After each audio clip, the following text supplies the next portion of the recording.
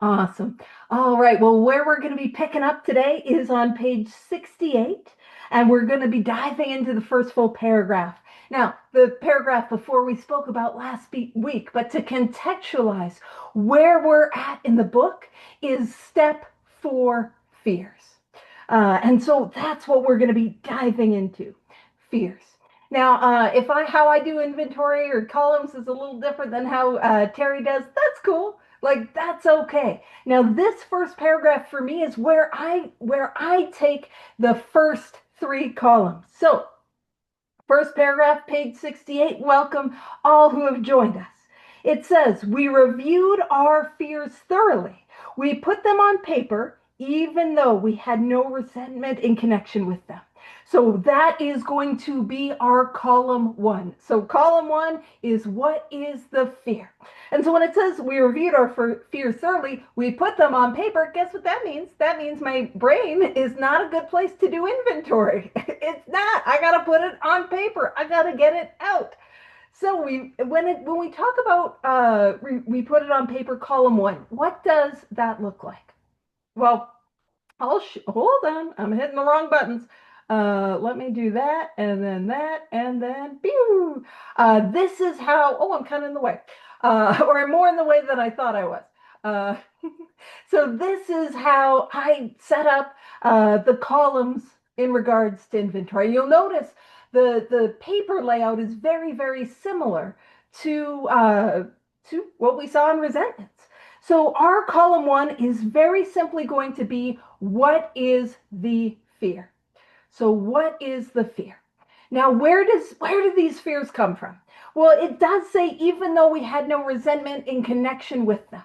But it points us to this idea there is a place where we can get our fears from, which is the 4th column of resentments. And last week we were diving into that and talking about that. And what did we see?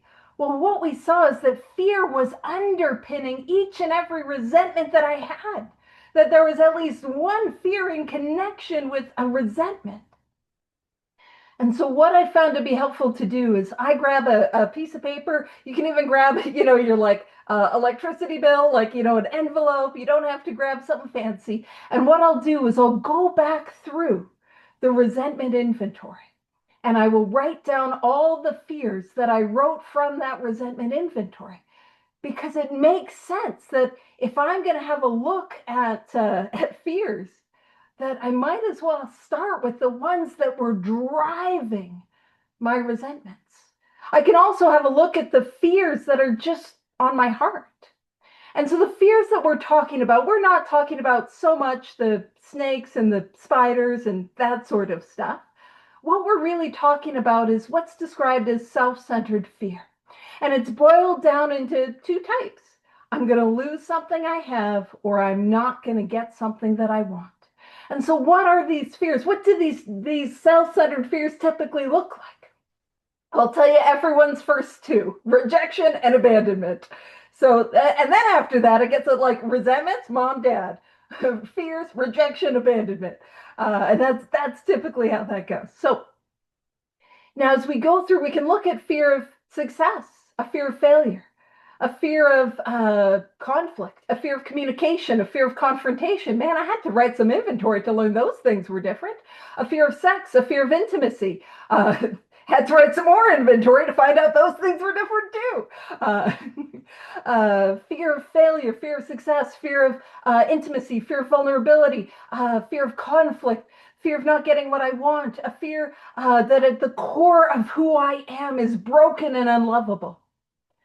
And then a fear that at the core of who I am is broken, unworthy, unlovable, and everyone sees it. A fear of gossip, a fear of being cheated on, a fear that I'm going to die alone. That's the fears that we look at.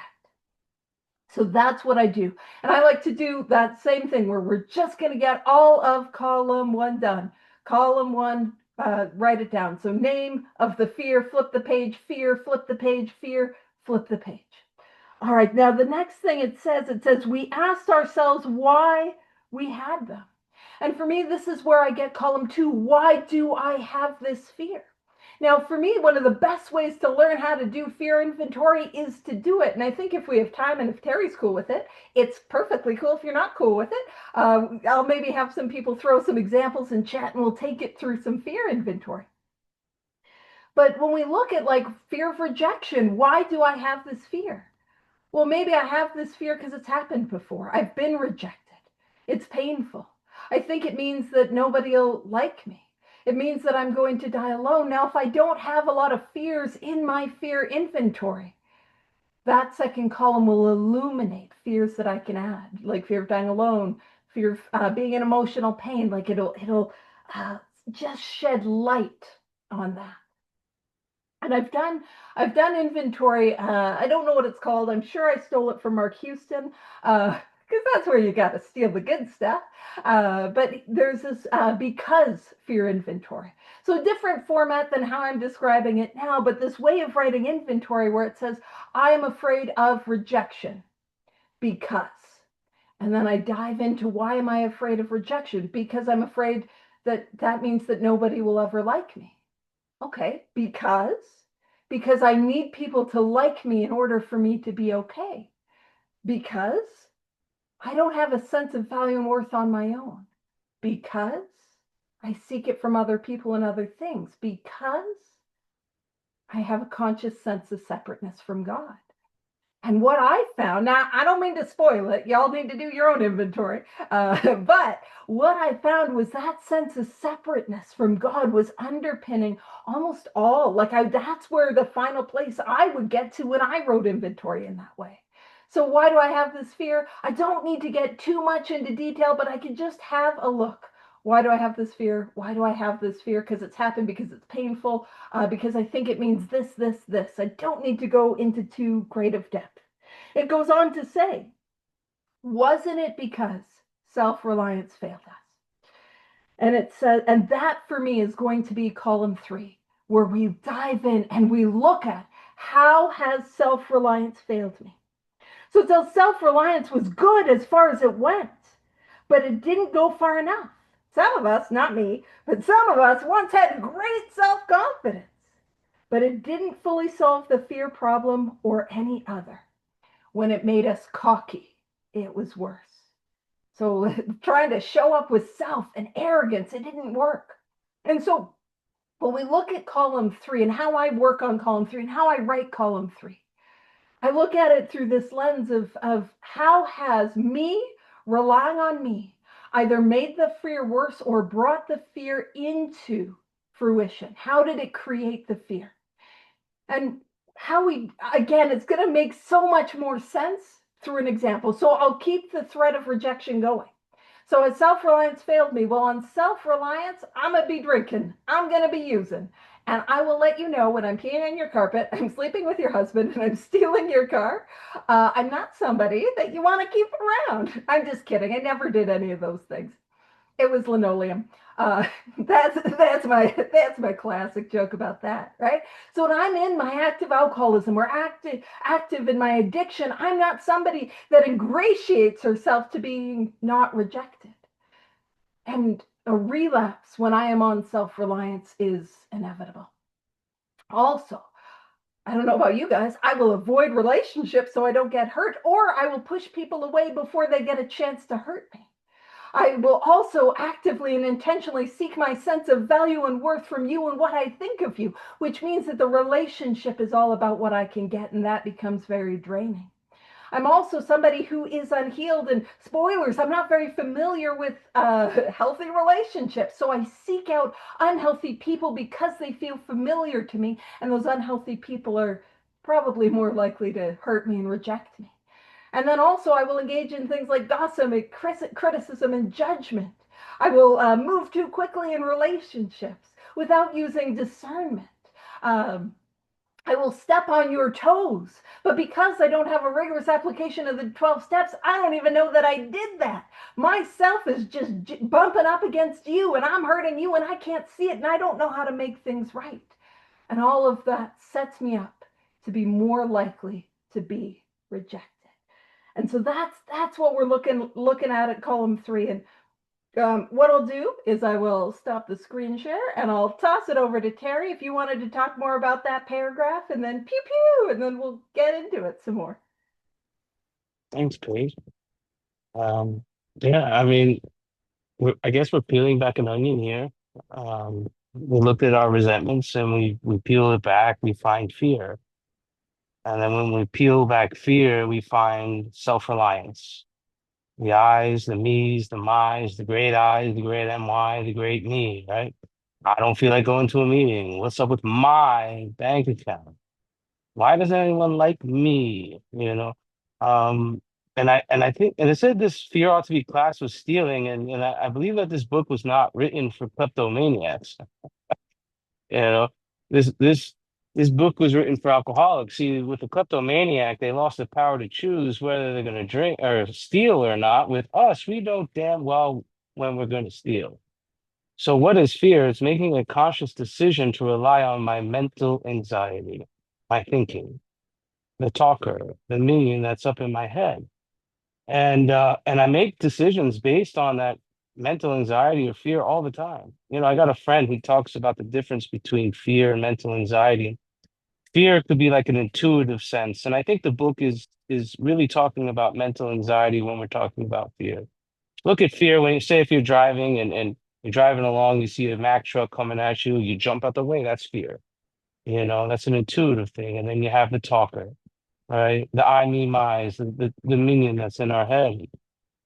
We know damn well when we are making a conscious decision to rely on something that is a narrative in our head. And now we're going to look at it, and I really never looked at my fears when I came in here. I did multiple different ways of going through this. One of them Paige was talking about. I mean, I've had so many different fears. I had one sponsor literally narrowed down to like two. I mean, the biggest one was fear of abandonment, fear of being powerless, and fear of no control. If I'm, afraid of being a bad dad, what does that go under? Fear of no control. So I can cross that out. And you look at our fourth column of our resentment inventory, it's super important. There's five steps attached to it. Steps 5, 6, 7, 8, and 9, right? And we're going to get a lot of our fears from our fourth column of our resentment inventory.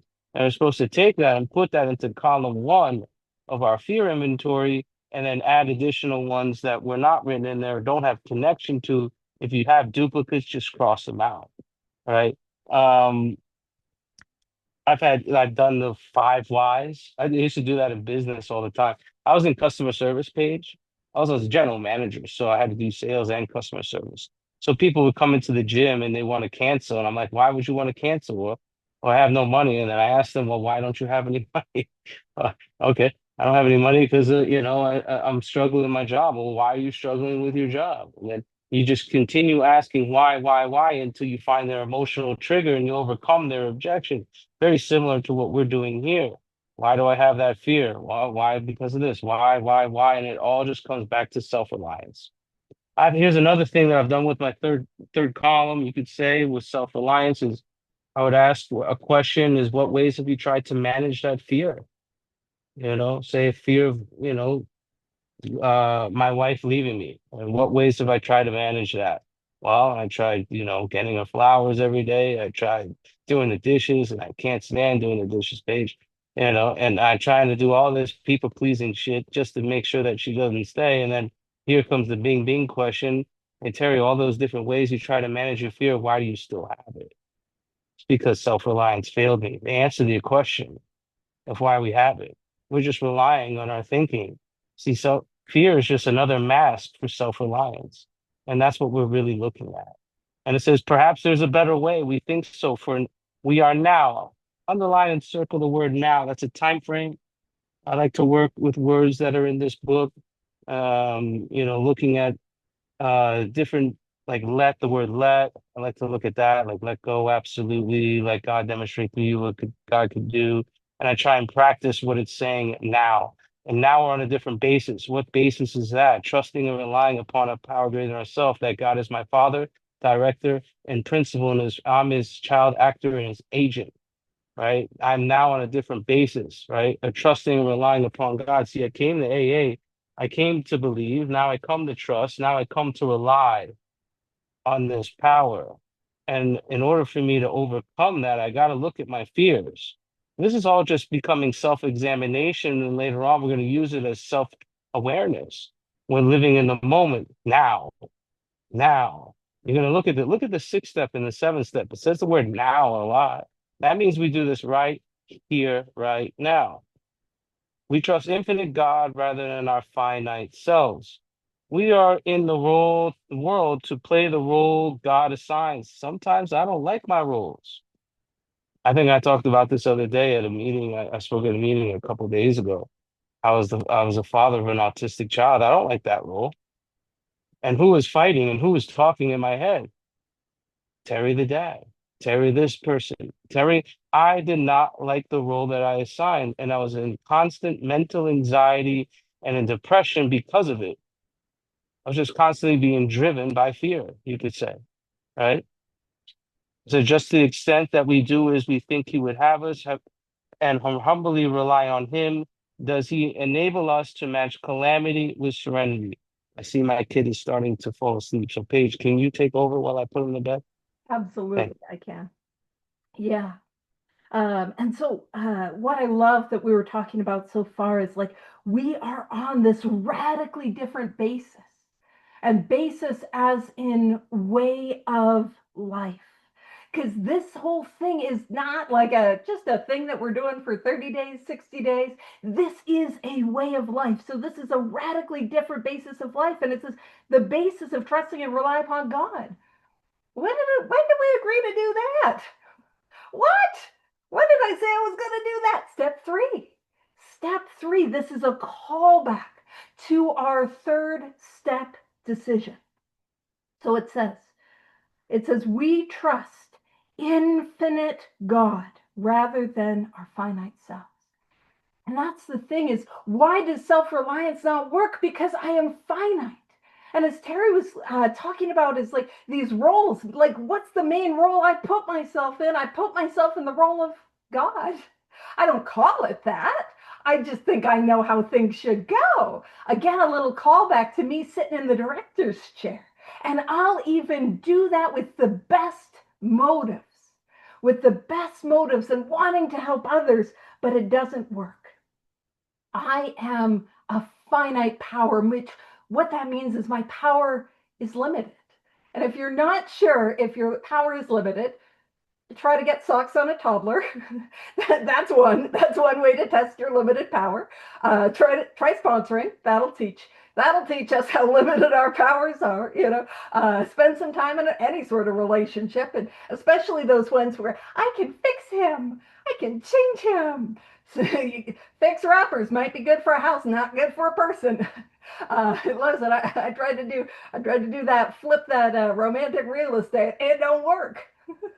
So yeah, some of you guys relate. Yeah, so that's not it. And we see how limited my power. So what we are doing is we're trusting an infinite God. And I've been sharing about this lately. I had this sponsee who was stopped kind of doing the work and got a little cranky. I know you'll be shocked that that was the order. And she was like, "Well, Paige, why is it always God?" I mean, I should maybe do the voice, but it was like she was angry. Why is it always God? Why is it always God's love? And I was like, okay, well, you love your, I mentioned some family members, and she's like, yeah. And I like mentioned some people that I knew that she liked at the meeting. And I'm like, it's not hard to love them. And she's like, yeah. And then I mentioned some people that she could not stand at the meeting. And she's like, oh, that's why infinite God. It is infinite God. And to be infinite is to know no ends, to know no bounds. That's what we get to experience. And yes, when it says we're in the world to play the role he assigns, Sarah is talking about all those roles. But it's like, wait a minute. When did I agree to work for God? Step three. If you guys remember, I got my spiritual pink slip, P45 for those staying up late in the UK. I got fired from the management position of my life. And I signed an employment contract saying I was going to work for this power. And so that is this radical new orientation to which I get to have to life. And then it says, just to the extent that we do as we think he would have us. Now there's a prayer called the Thomas Merton prayer, and every time I try to get it from memory, I butcher it, but I got it in my little prayer book, so I'll get it from there. And you don't have to like Thomas Merton, you don't even have to like this prayer, but it's when I think of that idea, we are in the world, or just to the extent we do as we think he would have us. Think he would have us. Man, I don't even need to know. You see, I think I got to figure it out. That's not my business. My business is just taking surrendered action. And for those that are interested, this is the Thomas Merton prayer. When I toss it over to Terry, I'll try to find it online and copy and paste it into the chat.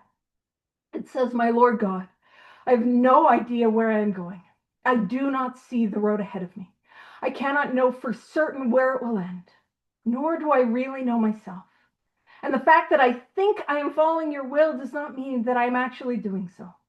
But I believe that the desire to please you does in fact please you. And I hope I have that desire in all I am doing. I hope I will never do anything apart from that desire. And I know that if I do this, you will lead me by the right road, though I may know nothing about it. Therefore, I will trust you always. Though I may seem lost and in the shadow of death, I will not fear, for you are ever with me, and you will never leave me to face my perils alone. And that's the Thomas Merton prayer. And what I love about that is that I don't have to figure it out. I don't got to know what God's will is for me. Spoilers, if I'm at this part of the book, God's will for me is right inventory. That's it. Like that's as much as I need to know. And the rest truly will become revealed. But it says, just to the extent that we do as we think he would have us, and humbly rely on him, does he enable us to match calamity with serenity. And that is a promise. That is a promise. Oh, you know what? Here's what I'll do. I'll make you co-host. Maureen, I realized I did the thing with the chat, and I'm like, oh, Dell found it, but I'm like, oh, Maureen will find things too, so I'll make you co-host too. Sorry, I have no attention span, and it's been worse lately. I'm so sorry. But right there, that is a promise. Did you all know that there was way more than just one promise in this thing? There's not just the 9th step promises.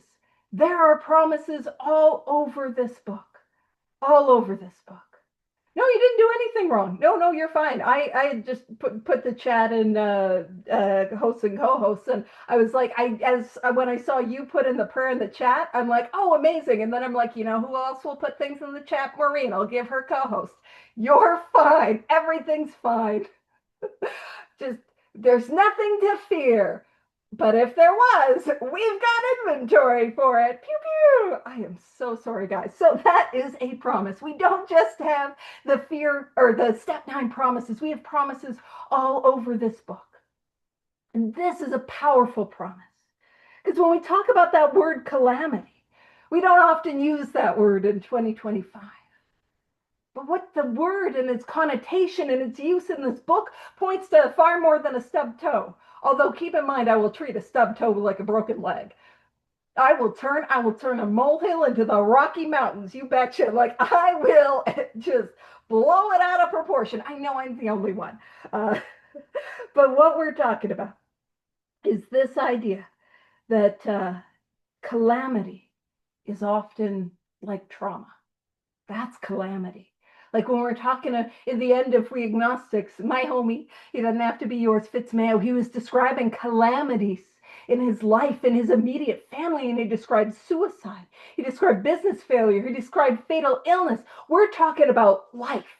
And when life hits, and it is hard, what it's saying is that if I do the best I can, not perfectly knowing, but if I do the best I can to rely on this power, that what will be matched is that calamity, that pain, that suffering. It will be matched with serenity. And I will promise you it is a serenity that is not my own. It is a peace that is not my own. That is a promise, and that is powerful. That is powerful. But it asks that I do something, and the thing that I do, or what I'm asked to do, is rely on this power and lean into this power. That is what is asked of me. And man, that has been my experience. That has been my experience. The more that I rely on this power, the more freedom that I get. And when I talk about calamity, like, man, like, I've been talking about this lately. Some of the most painful things that have happened to me in my life, not the totality of the painful things, because, like, I was not breezing through life as an alcoholic crackhead. Believe me, things were not coming up roses, Everything's coming up Millhouse. I'm having a great time. But I will tell you, some of the most painful things in my life have happened to me in sobriety, and the ability to move through those. And I'll be honest, to move through those imperfectly, but with a peace and a serenity that is not mine, is available to each and every one of us. And when we talk about this, we think he would have us. We talk about faith, and oftentimes we think faith means certainty. Or as we get into this next paragraph, I'll talk about when we get there, but I'll toss it over to Terry to talk about it first. But when we talk about that next paragraph, we'll talk about this idea of fear and faith, and how some people say that they can't live in the same house, but that's not my lived experience. And I'll tell you what faith looks like for me. Faith is an open hand. Faith is an open hand. And I'm willing to reach toward reality. That's what faith is. That's what we're talking about. You see, if I got something in my hand, I got a preconceived notion of how it's got. That's not faith. That's me grabbing a hold of my old ideas. Well, we were talking all about how I got to let go of those in We Agnostics. And so what I'm trying to say is that this whole thing is far more deep and meaningful, and the results of it are more powerful than just don't pick up. Because I can't just not pick up. There is a way to move through this power, or to move through life with a reliance on a power that allows us to face some of the things that I never thought I could face. That's what's available. And so I'll toss it over to Terry. Pew pew. Next paragraph for you. Thanks, Paige. Yeah, I mean, imagine having peace of mind during the storm of during the height of a storm. Um, yes, you could have faith and you could have fear at the same time. Um, that's been my experience as well. So, it says we never apologize to anyone for depending upon our Creator. We could laugh at those who think spirituality is the way of weakness. Paradoxically, spirituality is the way of strength. The verdict of the ages is that faith means courage. They actually define faith for us. It means courage in the big book.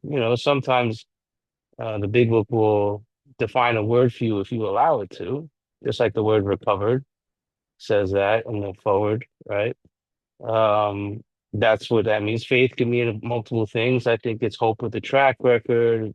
Um, it's the substance of things hoped for and the evidence of things that are not seen. But what it's ultimately saying is that all men, women of faith have courage. They trust their God. And do I trust my God? Today. I like to look at my current experience with this literature, not my past experience, but my current. Yeah, sometimes I don't trust God.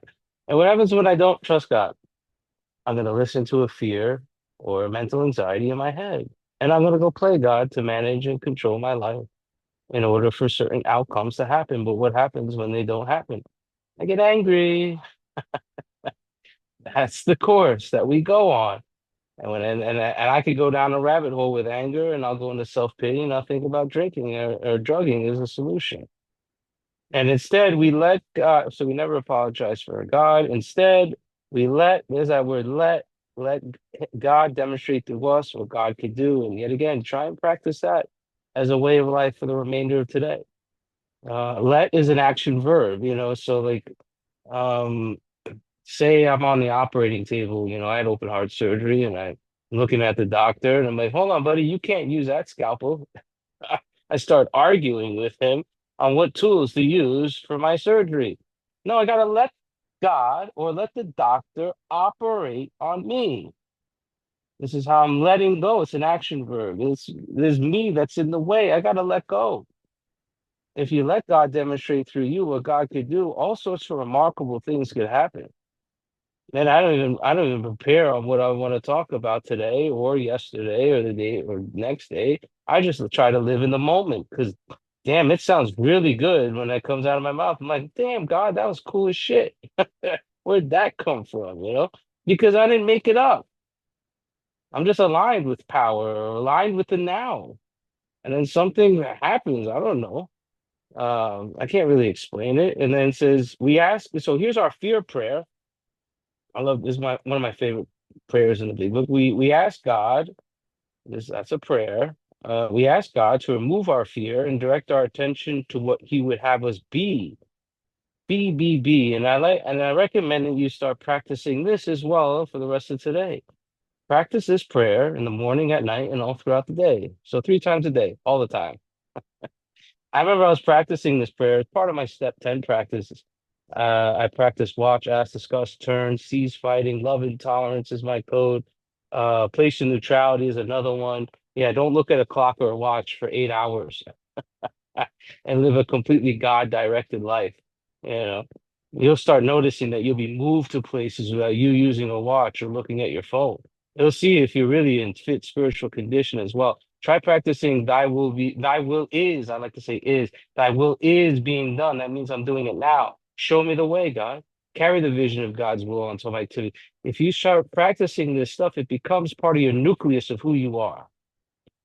It starts to become a way of life, and you start to live from moment to moment to moment basis. And step 10 is not no longer a damage control step.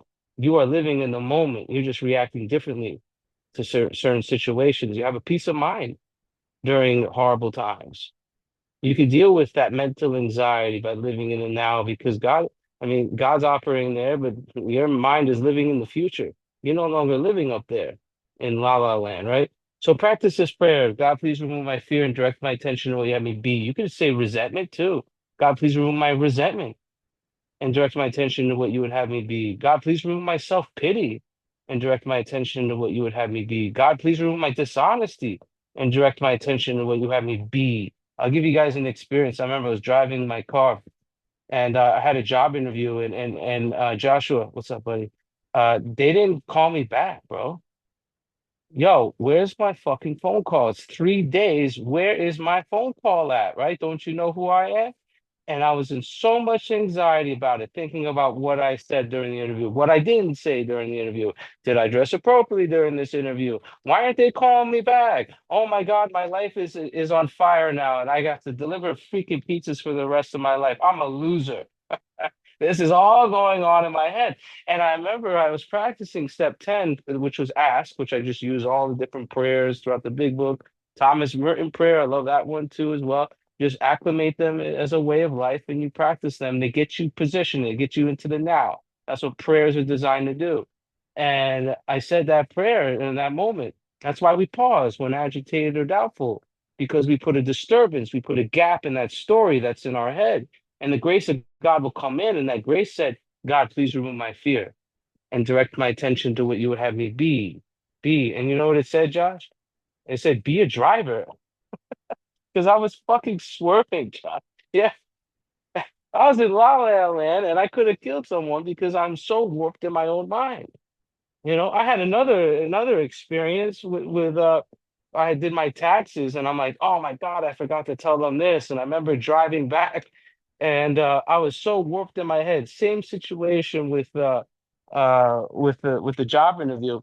And I'm walking back, and all of a sudden I get a call from my mom, my brother, my dad at that point, my wife, and all these people, my friends from different all over the world. And they're like, "Are you okay? Are you okay?" I'm like, "What do you mean?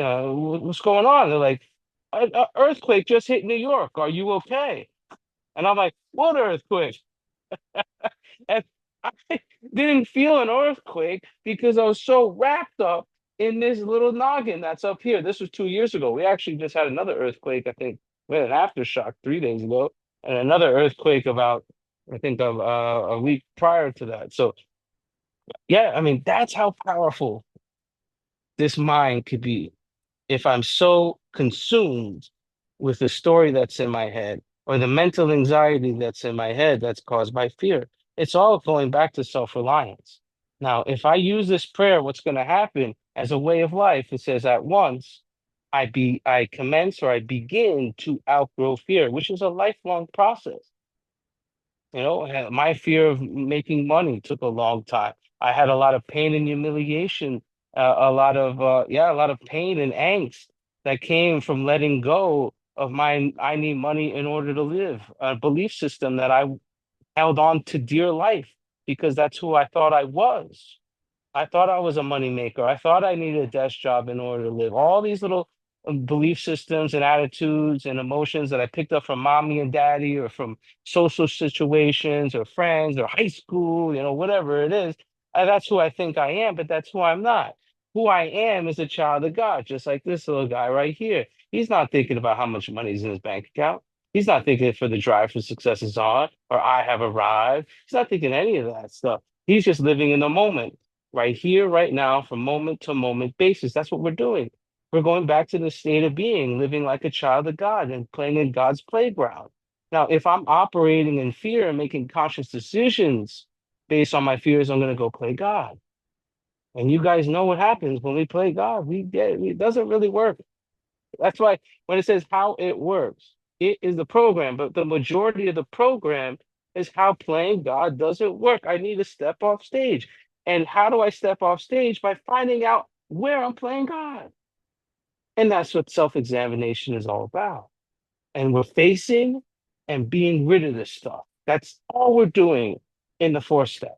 We are looking at it, becoming aware that it's there, because up here there's all sorts of squirrel brain up here, you know. But then I write it down. I'm like, oh my God, like that's true. That's what I've done. Oh my God, I made mistakes here. Oh my God, that's where I'm at fault. Okay, these are stuff that I can learn from and ask God to help me to improve. That's the whole point of the fourth step, is to face it and be rid of it, and then go atone for your behaviors in the past by making amends to people, by getting right with your relationship with power, right? And then you'll look back, you're like, oh my God, I'm experiencing these nine-step promises. I remember I had a friend, he called me up the other day. He's like, yeah, the nine-step promises are coming true, Terry. I got a girlfriend. I was like, I don't know what book you're reading, buddy. Right? It's not an intellectual thing. This is an gnosis, an experiential. And it starts here. This is the key to our future. If you guys could get a better grasp and a hold of this by studying it, by teaching it, that's probably my favorite thing to do. In order to become the greatest student is to become a teacher. If you are constantly teaching this on a daily basis, whatever style you want to go with, Mark Houston, Joan Charlie, whatever it is, whatever you're trying to do, I just try to meet people where they're at and then go from there. And when you cultivate that and you grasp that, you start to live it. I think that's the most precious thing that I could gain from this process is living the words that are in this book. All right, back to you, Paige. Pew, pew, pew. Pew, pew, pew. No, absolutely. I love that. And so going back to where it talks about, we can laugh at those who think spirituality the way of weakness. Paradoxically, it is the way of strength. The verdict of the age is that faith means courage. So talking about that idea of fear and faith can't live in the same house, it sounds like they're roommates, whether I think they are or not. And as Terry says, like faith is defined by courage. But here's the thing, it is not courageous to get out of bed in the morning. It's not courageous to go to a meeting. It's not courageous to go out of the house. It's not courageous to do your dishes, except when it is. It's not courageous to get out of bed in the morning, except when you're so riddled with fear you can't imagine doing another day. It's not courageous to go to a meeting, except if you've relapsed and you're coming back or you're getting honest about it and you're afraid of what people will think of you. It's not courageous to go out of the house, except when you're terrified of the world outside. And see, that's what we're talking about. Faith means courage. I have an open hand and I'm willing to have a new experience. So what is my experience? What can't live in the same house together? Well, let me tell you. It's not fear and faith. Those two go together. You see, and actually bear with me, because if there is not fear, I cannot have faith. What I have is trust. If there is no fear, I trust. And that's wonderful, and we can move to that. But I need fear to have faith. But what doesn't live together? Well, here's my experience. I cannot live in self centeredness and experience serenity. Those two bad boys, they don't seem to live together in my house. I don't know about y'all. I cannot be wrapped up in the bondage of self. I cannot be living in the I, me, mines. I cannot be living wrapped up in that centered upon self and feel the sunlight of the Spirit at the same time. That's my experience. When it talks about we let him demonstrate through us what he can do, man, I love that. Because whenever I'm terrified to do anything in life, and believe me, I am a human being who on my own power riddled, absolutely riddled with fears. Man, I don't share this at this part normally, but I remember when I was in like maybe it was like kindergarten or like first grade that the fire department come in and they shared this video. And I will let you know, I didn't need the video. I didn't need the information. It was a fire safety video. And it was this video of a like Christmas tree going up in flames and how quickly it burned the house down. I did not need that information. I was good. And for the next several years, and I do mean years of my little life, I was saying, please don't let the house burn down. Please don't. Like, I was neurotic at root. Like, I riddled with anxiety. So everything was too much for me. And like, that's my default setting. Existence, could we turn the dimmer switch on that? Existence is a little bit much. Consciousness, dimmer switch, please and thank you. At least that's my experience. And so what I love is that idea that I don't have to do it. What I'm doing here, when I face things that I'm afraid of, when I have to make an amends I don't want to make, when I have to do a talk, and if I'm afraid to do a talk, when I have to show up for something that I'm terrified to do, I don't have to do it. What I do is I get me out of the way, and this power flows through me. That's what this process is to get me out of the way, and the power flows through me. Speaking about prayers, there's a prayer we often call it the 11th step prayer, but it's really the St. Francis prayer. Also, I'm just going to ruin your day. Why would I ruin your day? St. Francis probably didn't write it. Not that that doesn't matter. That doesn't matter. I shouldn't have sprinkled in that piece of information. I'm so sorry. We can write inventory on me. But that whole idea of like, make me a channel of thy peace. Again, it was Mark Houston who probably got it from somewhere else, but he spoke about being a hollow bone. That's what I want to be. I want to be hollowed out. But I get so filled up with self and fear and me and I and what I think things should go. And the process of these steps is to clear away that channel so that that power can flow through. That's what we're talking about. Or at least that's what I experience here. I don't have to be patient. I have to get my intolerance out of the way so that patience, that love, and that tolerance can flow through. And it's just like that with fear. I don't have to do it. I just got to get me out of the way, and that power does flow through me. And again, I love that we're talking about demonstrating. I'm not telling you what I think or what I believe or my opinions upon God and fear. I am trying to be a demonstration of this power. And as Terry pointed out, that is our fear prayer. We ask him to remove our fear and direct our attention to what he would have us be, which tells us that there's a direction we need to go.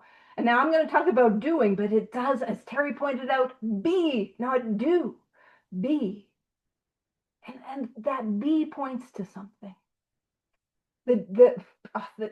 Like how it's coming out of my brain, out of my face is going to be ridiculous, but it is like the do that allows me to be. Bear with me. I take the course of action of the 12 steps that allows me to be who I truly am, who God intended me to be, who I always wanted me to be. That's what's happening. I do to experience the be. I know. There are probably some people who are like linguists and they're like, girl, and I'm like, I know. As you know, all the well-known linguists do. They go, girl.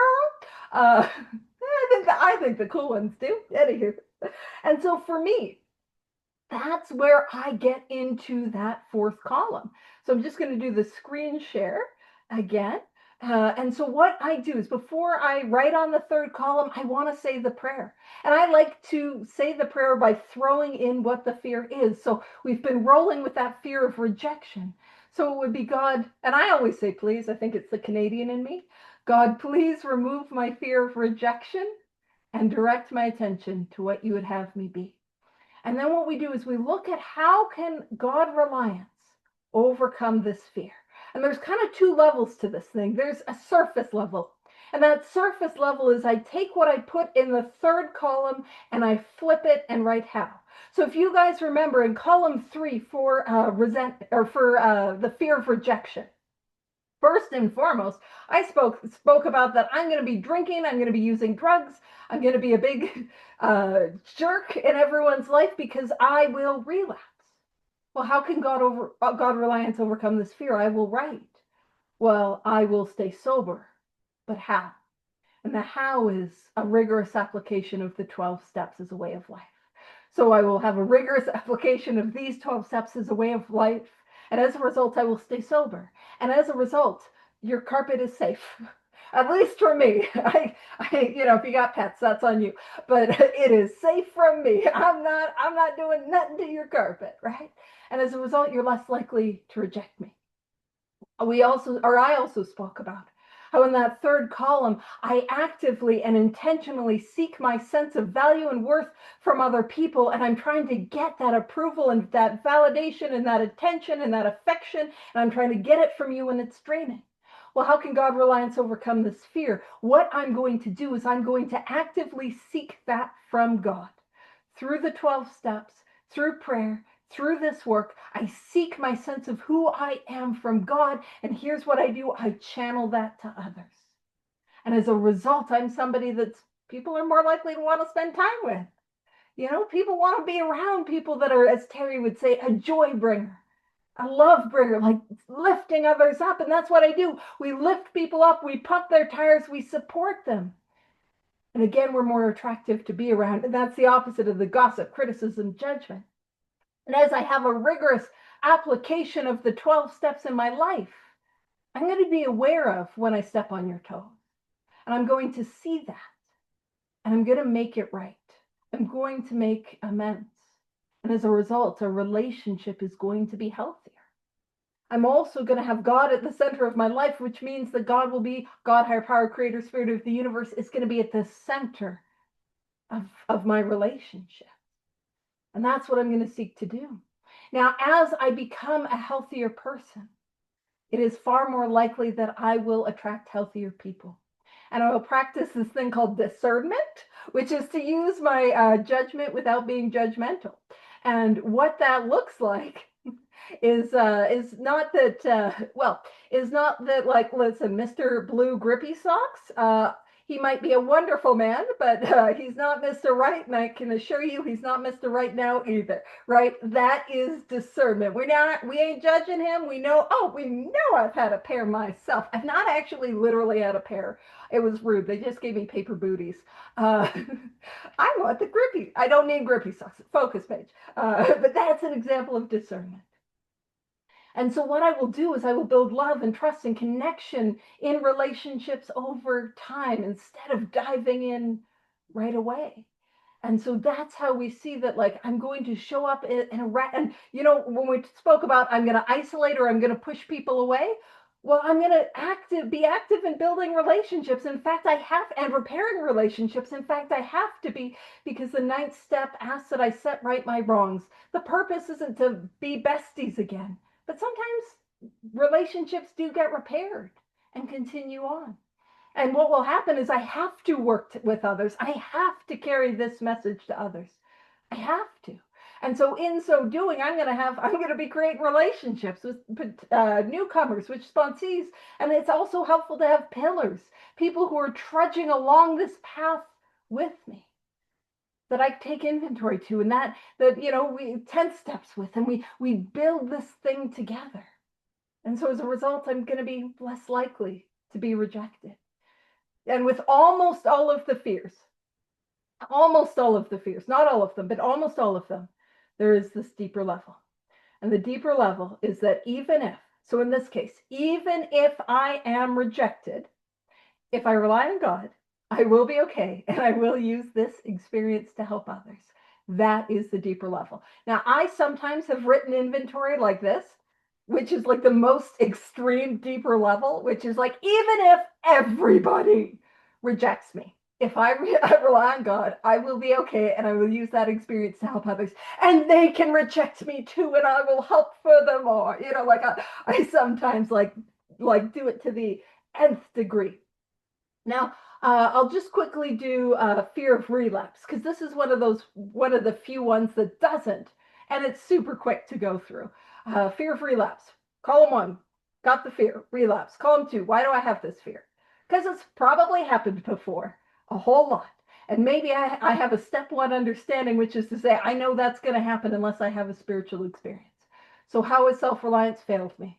I haven't done the thing. I avoid doing the steps. I avoid this way of life. I get complacent. I will relapse. And then what do I say? God, please, because I'm Canadian, please remove my fear of relapse and direct my attention to what you would have me be. And so, what am I going to do? I'm going to work these 12 steps as a way of life, like my life depends on it, because it does.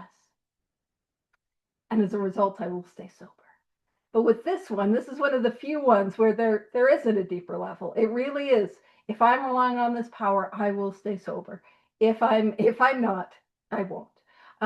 So we got 5 minutes left. What might be cool is if anyone's got a fear, I'll take one and then toss it over to Terry for anything else. If anyone's got a fear, you want to send it to me in the chat.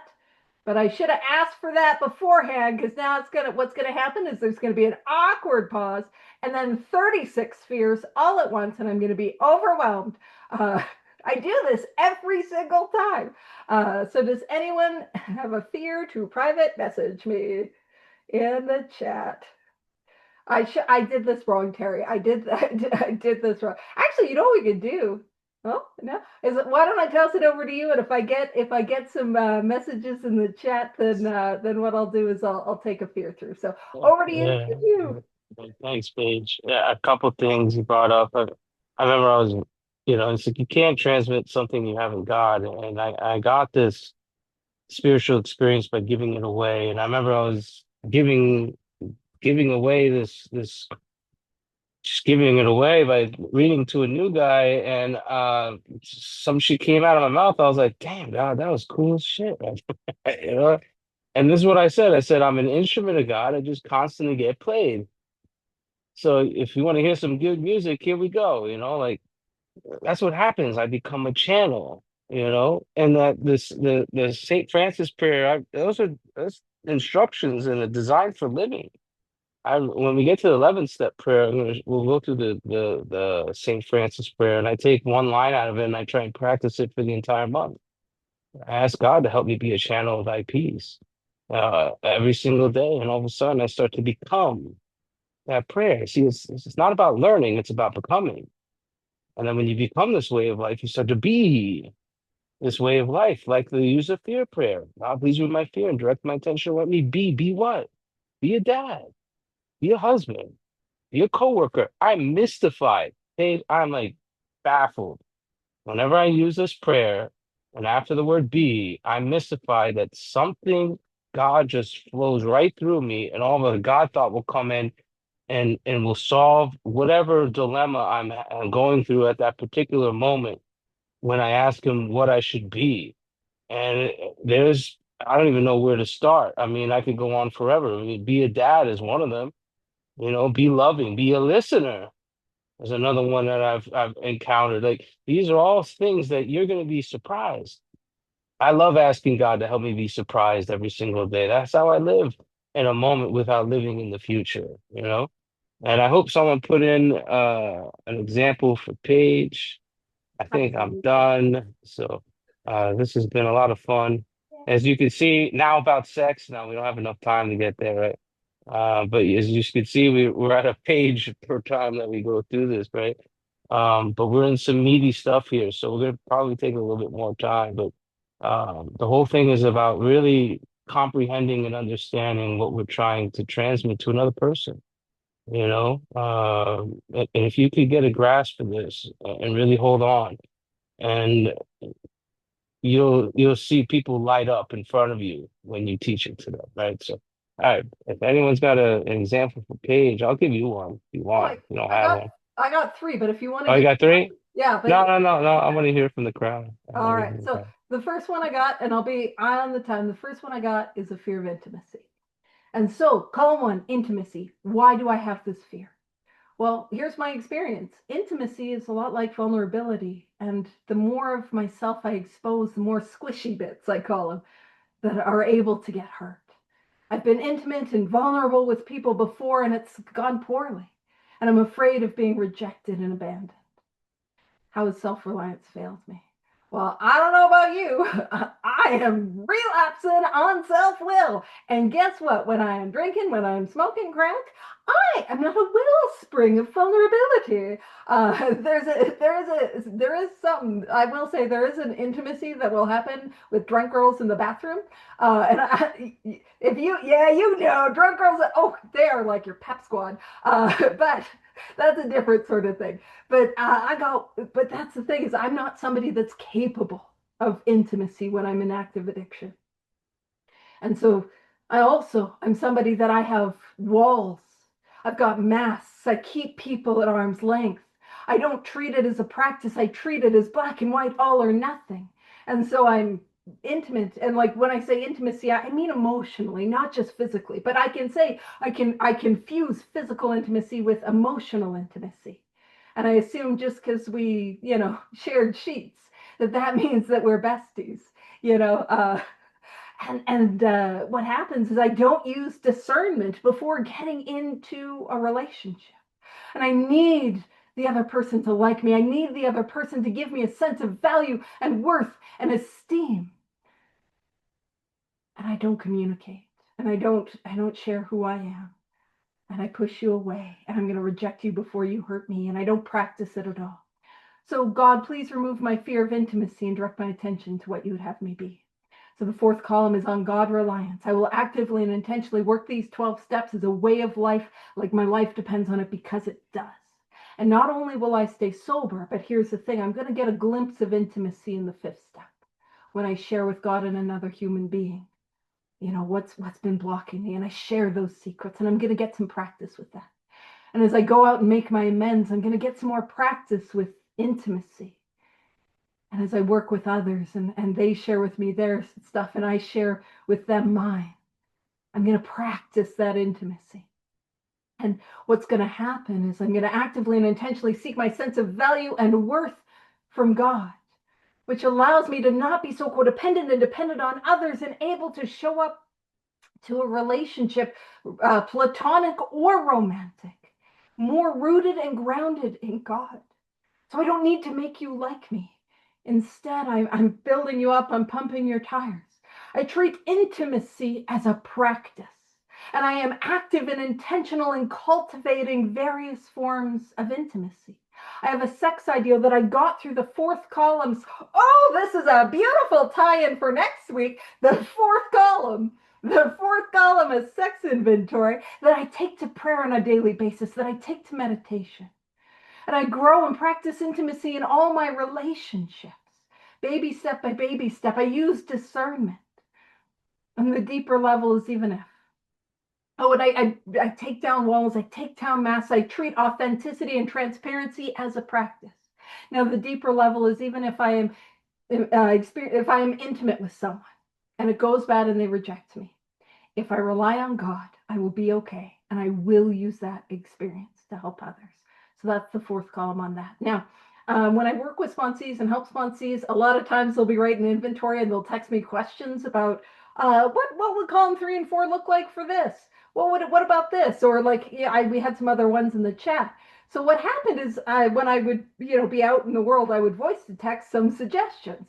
So I happen to have a 128-page Word document or PDF that is searchable for columns 3 and columns 4. I didn't set out to make that. I just was realizing I was helping people with the same fears over and over again.